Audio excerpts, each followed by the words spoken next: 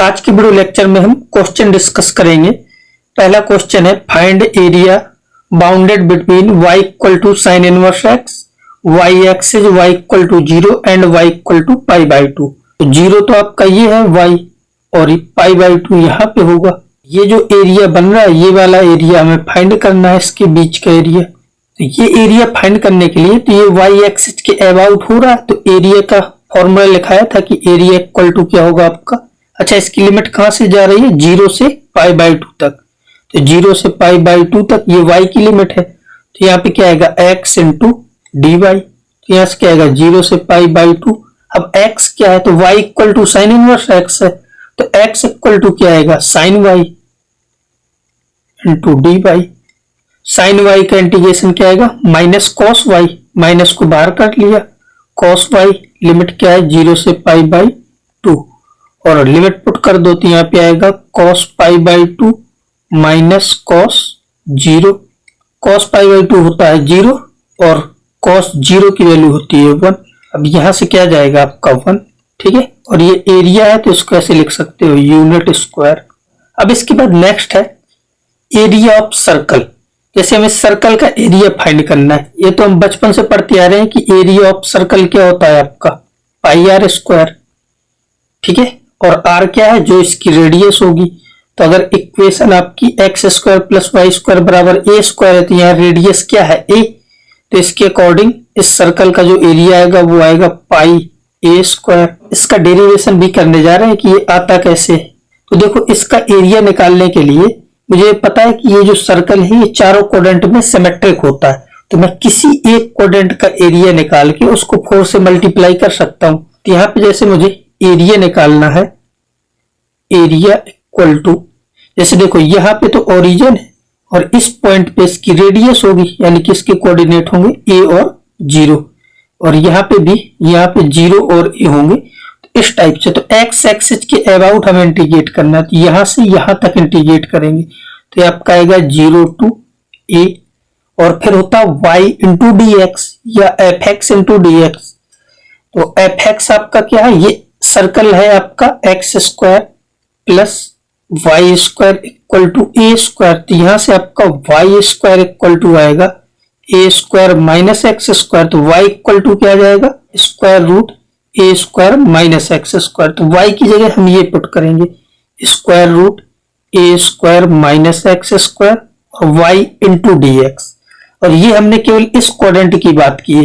अब ये चारों क्वाड्रेंट में सिमेट्रिक है तो 4 से मल्टीप्लाई करा दो तो टोटल एरिया आ जाएगा। अब इस इंटीग्रल को सॉल्व कर लो, इसका आंसर आ जाएगा। तो यहां से देखो ये 4 आपका बाहर है, इसका इंटीग्रेशन हमें करना है तो इसका डायरेक्ट फॉर्मूला लिखाया था आपको। तो वो फॉर्मूला क्या होता था? x बाई 2 और ये टर्म एज इट इज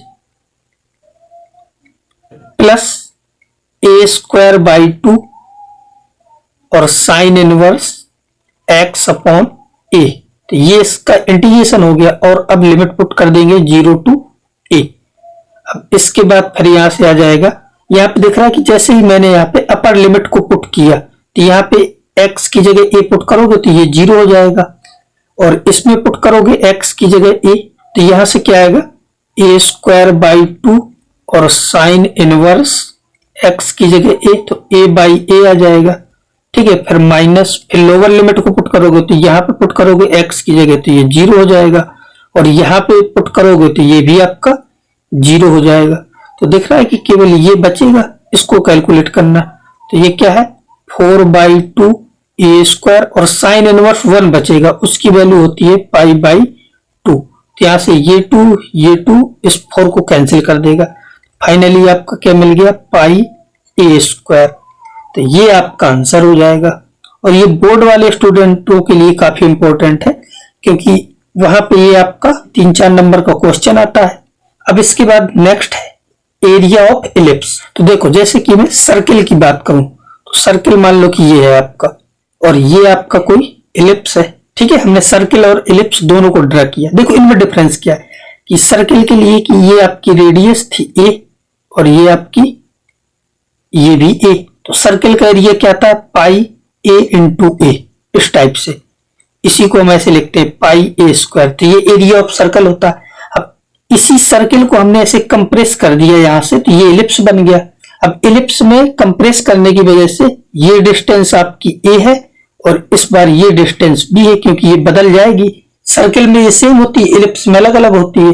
तो इस बार a बड़ा हो गया है b से, तो इसका जो एरिया आएगा, एरिया ऑफ इलिप्स, उसको हम ऐसे लिखेंगे पाई a, और ये वाली डिस्टेंस a और ये वाली डिस्टेंस b। तो इसका आंसर क्या आएगा, पाई ए बी। जैसे इसका आता था पाई, ये दोनों सेम होते थे तो a स्क्वायर हो जाता था, यहाँ पे अलग अलग है तो पाई ए बी आ जाएगा। तो एरिया ऑफ इलिप्स, जब भी एरिया ऑफ इलिप्स फाइंड करना होगा तो इस टाइप से इसका एरिया आएगा ऑलवेज। ठीक है, तो यहाँ पे जो ये इलिप्स दिख रहा है इसका एरिया आएगा पाई ए बी। बट इसका भी हम डेरिवेशन करने वाले हैं, क्योंकि ये भी आपका बोर्ड के लिए काफी इंपॉर्टेंट है।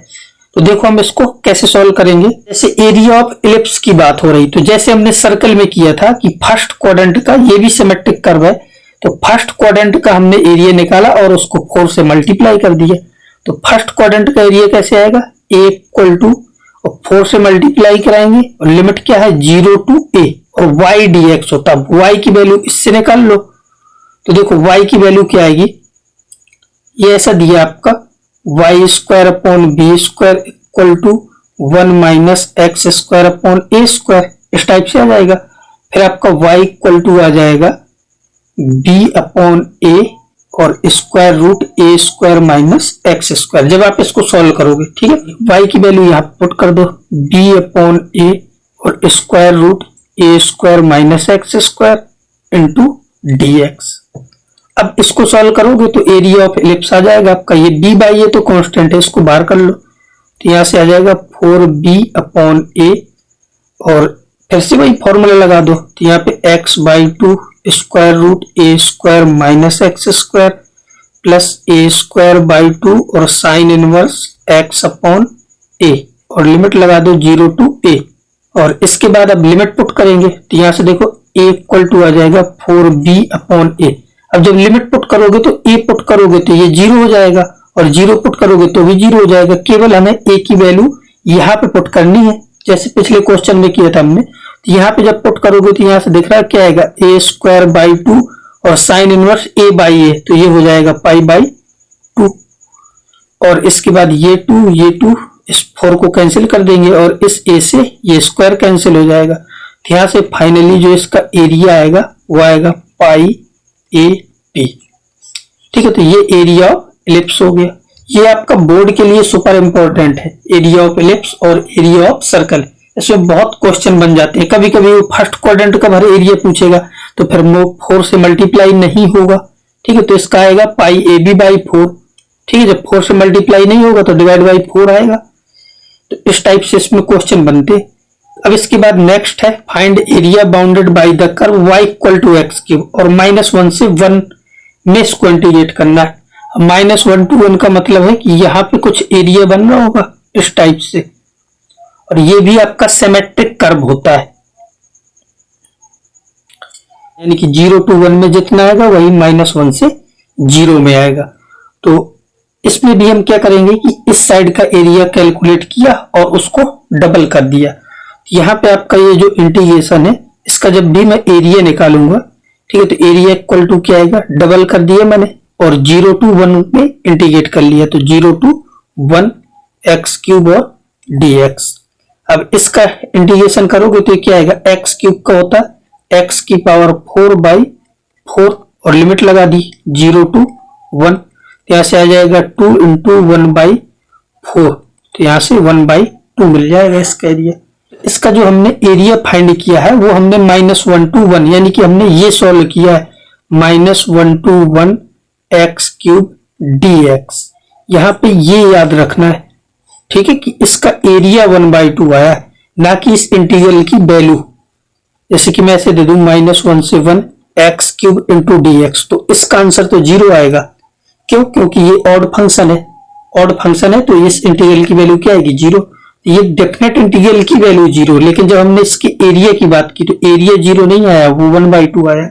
अच्छा, ये 0 क्यों आता है ये हम पहले भी पढ़ चुके हैं, वही यहाँ पे भी समझ सकते हो कि ये सेम जितना एरिया एक्स एक्सिस के ऊपर है उतना ही सेम नीचे है, तो ये दोनों बराबर है, तो जितना ये प्लस का आएगा उतना ही आपका ये माइनस का आएगा, यानी कि जो वैल्यू हमें यहाँ प्लस में मिलेगी वही वैल्यू यहाँ माइनस में मिलेगी, और ये एक दूसरे से कैंसिल होके जीरो हो जाते हैं, इसलिए इस इंटीग्रल की वैल्यू जीरो आती है। कि जब हम एरिया की बात करें अलग अलग तो ये प्लस का आएगा, और ये जो माइनस का आया उसका भी मोड ले लेंगे तो वो भी प्लस का आएगा, तो वो ऐड हो जाता है। ठीक है, तो ये और ये मिला के आपका 1/2 आया है। तो अगर इंडिविजुअल बात करो तो इंडिविजुअल बात करेंगे तो इतने पार्ट का जो एरिया आएगा वो आएगा 1/4, और इतने पार्ट का जो एरिया आएगा वो भी 1/4, और जब वो दोनों को ऐड करोगे तो 1/2 हो जाएगा। ठीक है, तो ये भी आपको याद रखना है, ये भी काफी इंपॉर्टेंट है।